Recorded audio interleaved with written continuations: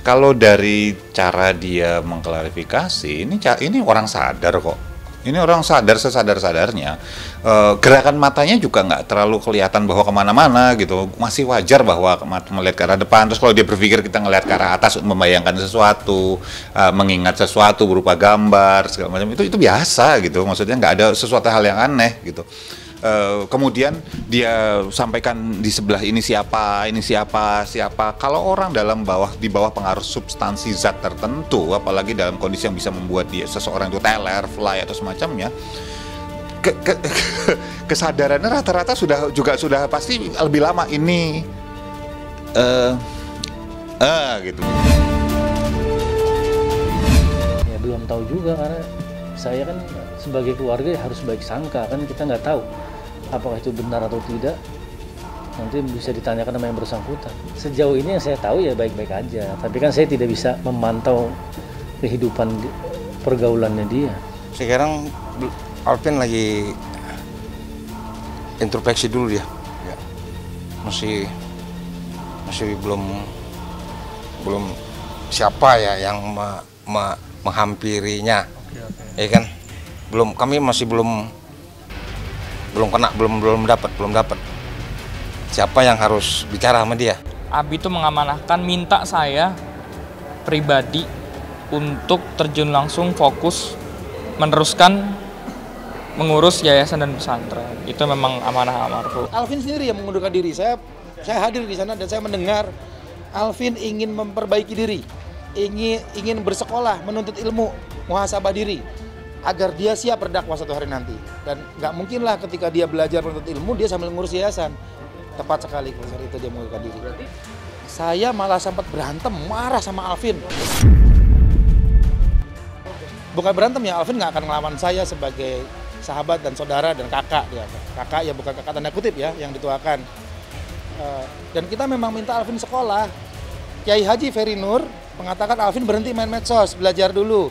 Bang Indra Jafar mengatakan jangan ada yang komentar soal Asyikro, internal soal dalam Asyikro, cukup satu orang humasnya saja.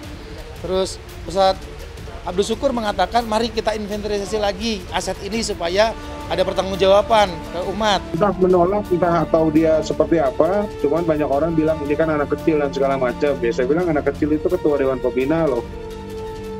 Seharusnya dia bisa sebijak itu. Kalau memang dia tidak bisa sebijak itu, ya dia tidak usah jadi ketua Dewan Pembina. Kita yang resmi dari almarhum 2013-2014 lah. Kalau yang produk-produk baru ini kita belum tahu apakah itu sudah terdaftar atau belum. Setelah almarhum wafat. Jadi akhir 2019 atau awal 2020 dibagi kepada ahli waris. Jadi itu sebenarnya bisnis pribadi almarhum untuk menopang kemaslahatan umat untuk di perjuangan dakwahnya almarhum, untuk mengelola masjid, untuk dakwahnya, operasionalnya, dan dikeluarkan infak 10% untuk masjid. Maka sebagian ahli waris memproduksi sendiri dan membuat merek sendiri. Yang lama tidak, yang lama mau diputus. Maka yang kita lanjutkan yang lama karena kita sudah pengalaman dan sudah tahu kualitas, izin resmi hakinya dan lain-lain sebagainya. Masjid mah nggak mungkin bangkrut, ya kan? Kalau yayasan sendiri, ya saya nggak tahu. Walau alam bisawab, ya saya nggak tahu. Cuman yang jelas, ini yang harus dihentikan sekarang apa? Fitnah yang beredar di luar. Yang kita bisa lihat cuma dari madu itu. Madu kan dia jualan madu, ya kan? Nah, waktu zamannya abang dulu, Bang Arifin Ilham, ya saya tahu itu madu itu ya lumayan keuntungannya 150-200 juta itu ada lah. Tidak akan pernah manusia itu hidup tanpa ada ujian. Nah, perbedaannya mungkin permasalahannya sekarang adalah bagaimana kita menyikapin permasalahan tersebut. Mungkin di sini Alvin ataupun pihak siapapun di sini hanya ingin mencoba mengcounter, cuman saya nggak bisa sampai lebih dalam lagi. Pada intinya adalah cara yang terbaik adalah diam. Ya, saya hanya bisa mendoakan, itu aja mungkin cara yang bisa saya pakai, karena doa adalah support yang mungkin cara terbaik untuk saat ini sih. Ini yang dituntut ya, yang mesti lihat, karena ini kan masalahnya pembatalan merek ya. Di sini nggak ada ya. Di sini apakah ada kerugian material atau apa? Hanya menyatakan permohonan pendaftaran merek Azikra adalah pemohon pendaftaran merek yang beretikat baik, artinya Yayasan Azikra ya, menyatakan batal pendaftaran merek Azikra gitu ya. Nomor pendaftaran kelas barang 30 6 Februari 2019 milik tergugat ya. Jadi dimintakan dibatalkan pendaftaran merek Azikranya. Ya, gitu. Pembatalan. Saya rasa ini karena di sini kan disebutkan bahwa pendaftaran merek Zikra itu digunakan untuk kopi, teh, kakao, gula merah, gula, beras, tapioka ya, dan seterusnya. Ada juga madu nih sebetulnya. Ada madu, ada sirup, ragi, bubuk ya. Nah, cuman yang di dalam gugatan ini yang diminta oleh penggugat hanya meminta pembatalan ya. Permohonan pendaftaran merek Azikra nomor adalah permohonan merek yang beretikat tidak baik, menyatakan batal pendaftaran merek. Pembatalan pendaftaran merek tidak baik. Yang pertama alhamdulillah kalau dicabut, jadi cepat selesai masalah-masalah keluarga ini.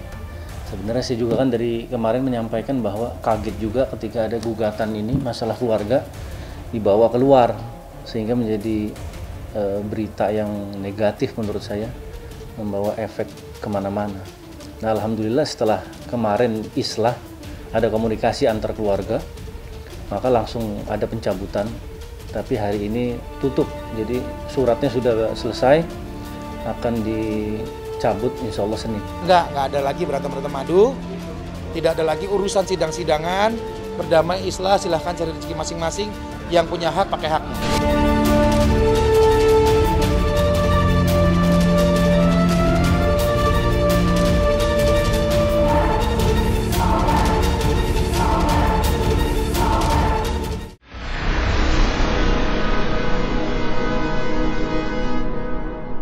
Jadi jangan lupa untuk subscribe Cumi Cumi.